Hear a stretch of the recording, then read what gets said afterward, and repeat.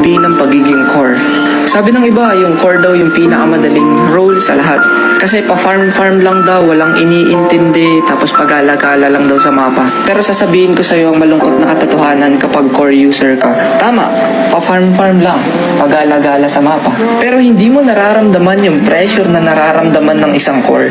Lalo na kapag mayroong team fight sa isang objectives, na kapag hindi mo siya na-retry, sa'yo lahat isisisi. Yung tipong kapag hindi mo nadala yung game sa game na to, bobo na yung tingin sa'yo. Yung tipong kapag hindi mo nadalahawan yung isang side lane, sa'yo lahat isisisi.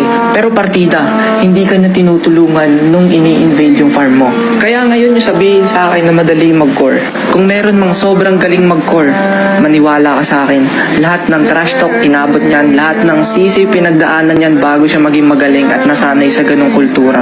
Kaya wag na wag mong sasabihin na madali lang mag-core, please lang, lalo na kapag Angela lang yung alam mo.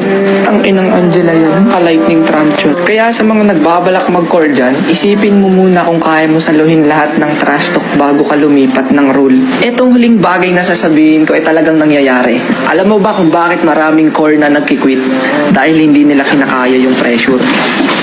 Ano nga bang ibig sabihin